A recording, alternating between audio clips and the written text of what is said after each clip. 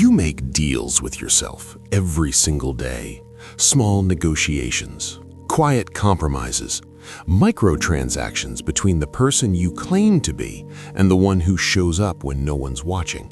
You tell yourself you'll start tomorrow. You'll do it when you feel ready, when conditions improve. The negotiation never ends because you keep accepting terms that betray you. This isn't about willpower. It's about something deeper. You've turned your own commitment into a bargaining table, and every time you sit down to negotiate, you lose. Most men don't realize they're doing this. The negotiation happens so smoothly, so automatically, that it feels like decision-making. It feels like flexibility, like being reasonable with yourself. It isn't. It's self-betrayal dressed up as self-awareness.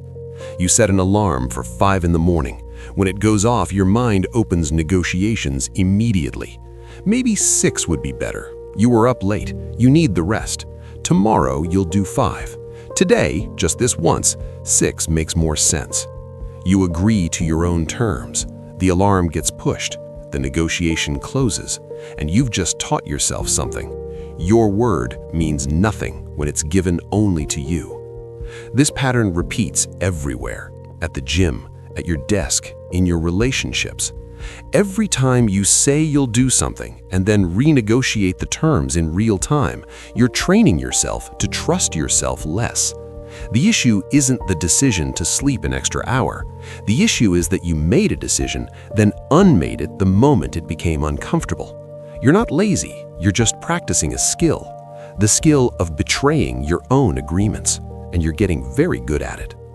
There's a specific moment when this negotiation happens. It's right at the threshold, right when action is required.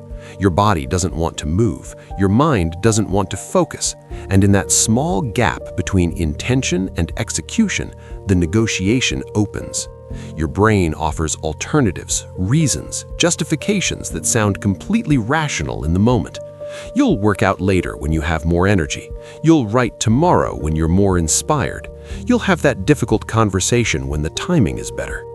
Every alternative sounds reasonable because your brain is optimized for comfort, not growth. It will offer you the most logical sounding reason to avoid discomfort, and because it's your own brain making the argument, you trust it. This is the trap. You think you're making a choice. You're not. You're accepting a pre-packaged rationalization designed to keep you comfortable. The negotiation always ends the same way. You take the easier path, and the person you promised to become stays hypothetical. There's a man you constructed in your mind, the disciplined version, the one who doesn't negotiate, who shows up regardless of mood or circumstance. You know exactly who he is because you've imagined him 1,000 times. He wakes up early. He does the work. He doesn't need to feel ready. He just moves. You admire this version of yourself. You might even believe you are this person, but every time you negotiate, you're choosing to remain separate from him. He's not a future state.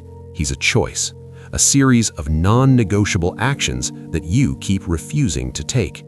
And the distance between who you are and who you imagine yourself to be is measured entirely by the number of negotiations you've accepted. The Stoics understood something about commitment that most modern men have forgotten. They didn't talk about motivation or feelings or readiness.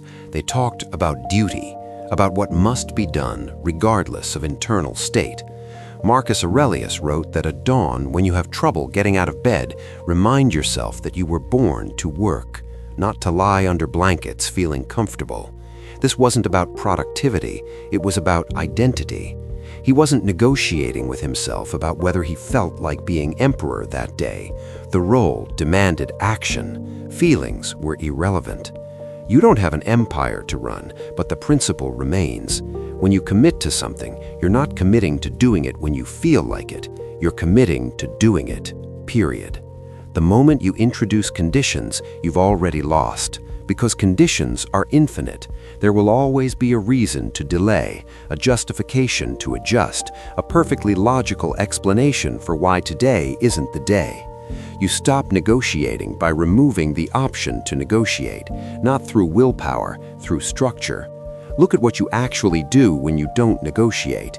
You brush your teeth, you put on clothes, you lock your door when you leave. These actions happen without internal debate because you've never classified them as negotiable. Your brain doesn't offer alternatives because the behavior is automatic. There's no decision point, no threshold where comfort and commitment meet. You need to make the things that matter operate the same way, not through motivation, through elimination of choice. This is where most advice about discipline fails. It tells you to be more motivated, to want it more, to push harder. But motivation is the negotiation. Wanting is the negotiation. Pushing is still fighting against internal resistance. You're trying to win an argument you shouldn't be having. The goal isn't to win the negotiation, it's to stop showing up to the table. When Musashi trained, he didn't debate whether to practice. He practiced. The question never arose. This wasn't discipline in the way most people understand it. It was identity. He was a swordsman. Swordsmen train. There's no negotiation in being what you are.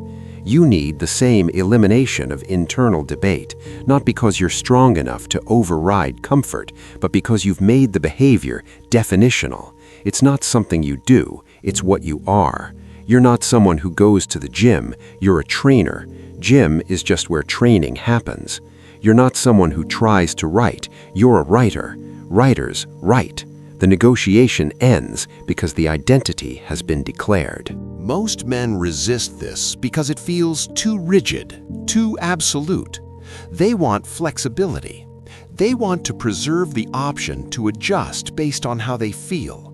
But flexibility is just another word for negotiation, and negotiation is how you stay the same while pretending you're trying to change. There's a reason military training removes negotiation entirely. When a drill instructor tells you to move, not because you want to, not because you feel ready, because the command was given and your response is automatic.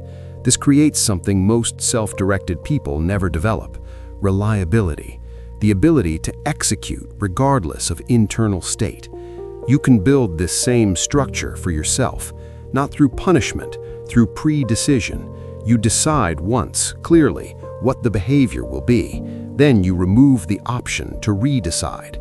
5 in the morning means 5, not 5:05, not when you feel rested, 5. The negotiation doesn't exist because the decision was already made. This sounds extreme until you realize you already do this in areas where you don't negotiate. You don't debate whether to go to work. You don't debate whether to pay rent. The consequences are too immediate, the social contract too clear. You need to create the same clarity with yourself. The consequence of negotiating with yourself is the permanent loss of self-trust, and that cost is higher than any discomfort you're avoiding. Every time you keep a promise to yourself, something shifts, not in your feelings, in your identity. You become someone who does what they say they'll do. This isn't about pride, it's about function. A man who trusts himself operates differently. He doesn't need external validation because he has internal proof. He said he'd do something. He did it. The loop is closed. A man who negotiates with himself never closes that loop. He's always promising, always intending, always starting next week. The promise never becomes proof, and without proof, you're just someone with ideas about who you might become. You don't need more motivation. You don't need better reasons. You need to stop treating your own decisions as if they're optional. The next time you're about to negotiate with yourself, notice it. Notice the moment your mind starts offering alternatives. Notice how reasonable they sound, how logical, how completely convincing. Then do the thing anyway. Not because you feel like it, not because you've won some internal argument, but because you already decided, and decisions aren't negotiations. This is the only way forward.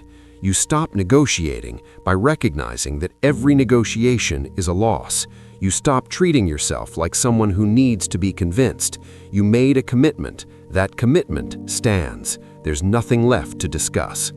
The day you stop negotiating with yourself is the day you start becoming someone you can actually trust. Not someday, not when you're stronger or more disciplined or more motivated. right now, with the next decision, the next action, the next moment where you either show up or make another deal. You already know what happens if you keep negotiating. You've been doing it long enough to see the pattern, the same goals, the same promises, the same gap between who you say you are and who you actually are. That gap doesn't close through inspiration, it closes through repetition, through showing up when you said you would, through doing what you said you'd do, through treating your word to yourself as if it actually means something, because it does, or it should. And if it doesn't yet, that's the only thing worth fixing. Not your circumstances, not your feelings, just your willingness to stop negotiating with the one person who should never have to convince you, yourself.